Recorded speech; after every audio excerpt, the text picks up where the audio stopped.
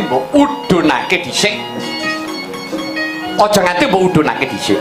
Nadyan Bomo wis tekan ning pati iki mengko yen to mbok udunake ana ing Bantala. Bomo ora bakal bisa sampurna. Jalaran Darbi Aji Panca Sunya. Panca lima sunya. Widoyat maning jagat limang perkara. Bumi geni banyu angin kang kawengku dening swasana. Dadi ento Bomo kuwi mau keneng pusaka kok tibana lemah. Ya bakal bali urip meneh. Ngaten lho. Yo. Ngentenono. Kalamursana Cahya. Ingkang mijih saka hanggane Kakang si Bomo lagi dono konarpaning neraka.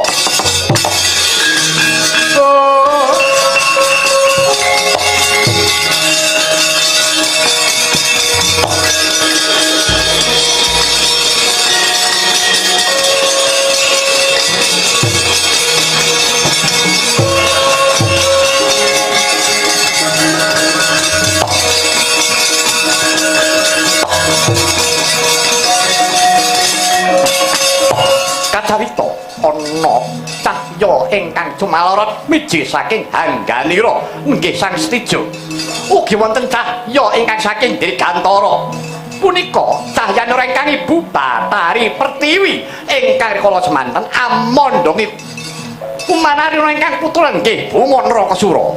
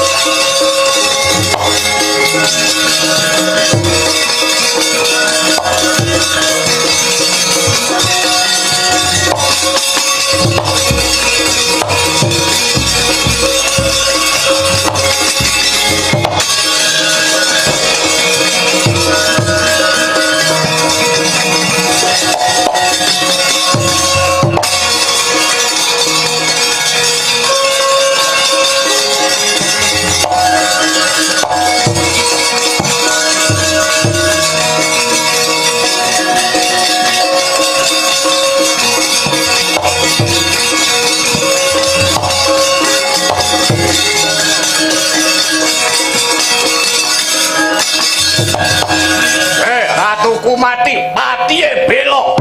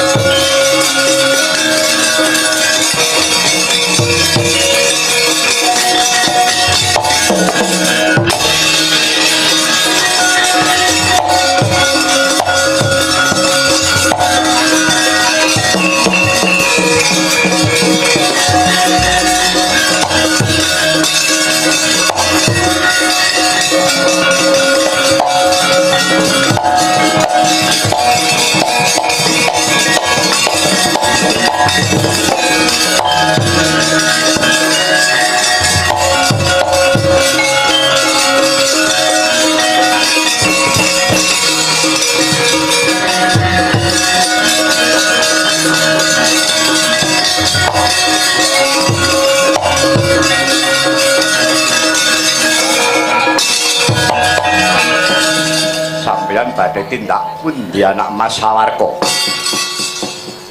Aja tak takon, bapakku mati. Kanjeng Rama Prabu Bomo Nrakasura sedana madyaning pabarake. Aku ora trima.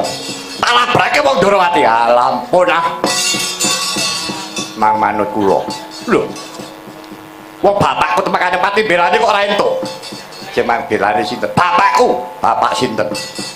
Prabu Bomo Nrakasura. Lah niku sanes bapak sampeyan. Kowe iki aja mubeng-bengi sejarah. Ngaten nggih. niku lak men bapak akon-akon. Bapak sampeyan sing asli. Niku nggih Ratu Traju Tresna. Prabu Bumantara niku bapak sampeyan.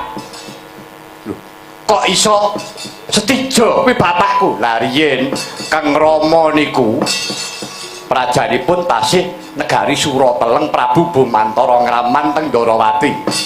Badhe ngawonaken Ratu Titising Wisnu nyarengi Setijo niku takon bapa. Kowe tak aku anakku Setijo nek wis ngahke Ratu Surateleng kae. Lah kok capok. Setijo mengsah kalih Bumantara gugur pejah. Lah terus Setijo ingkang dados ratu negara Surateleng kan ngelih kalih Prabu Kresna liyen. Aja mbok jenengke Surateleng, liyen jenenge Traju Tresna. Traju ki nimbang, Tresna ki katresnan. Tegese sing mbok timbangi katresnaning sapa? Galuh jroning kraton kae ning bayi lair kae anake Bumantara. Manut pawarta jenenge Sawarga, kae Upenana Tresnanana. Sebab kae sing duwe hak negara Surateleng. Upenana kaya ngupeni awakmu dhewe.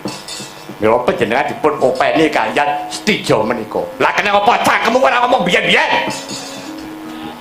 Niki lakon yo ben dawa sik kaya engko nek urung dilakokke pedhot ndek ben aku dagang aku entek.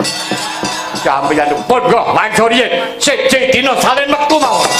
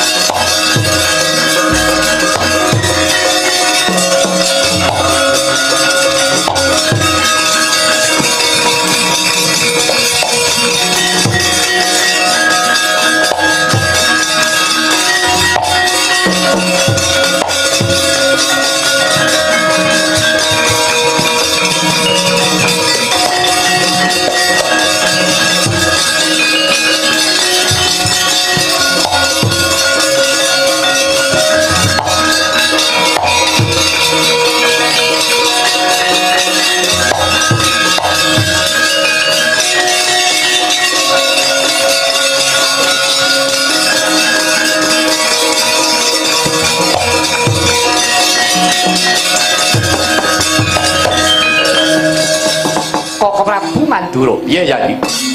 Santawis. Dinten menika kula sampun saged netepi menapa ingkang dados kewajiban kula Koko Prabu. Gojali Suta sampun kateman. Nadyan to taksih nabet wonten raos manah kula. Iya ya iki. Kowe nyatane ya terus pati paring dawuh lakon adine ya mung dilakoni. Sumpih gawe saka keparinging Gusti ya ngono Kakang Semar. Nggih. Nggih. Pakar mekaten. Lah banjur kendange Yayi Janaka kepriye Kakang? Ampun Semarang, ampun kuwatir. Janaka niku sinaosa kendang kaprajondang panjenenganipun nembe nuwun dumateng pangwasing Gusti. Monggo dipun sesuwun kemawon, mugi-mugi menapa gegayuhanipun Ndara Raden Arjuna saged kasembadan. Mengkono ya Kakang. Nggih. Mugi-mugi para Pandhawa tansah jaya-jaya wijayanti. Langkung-langkung Rama Mas Insinyur Haji Bambang sak kula warga sak pengkeripun mangayu bagya dinten dalu menika. Anggenipun nyuwun pangapunten dumateng Gusti.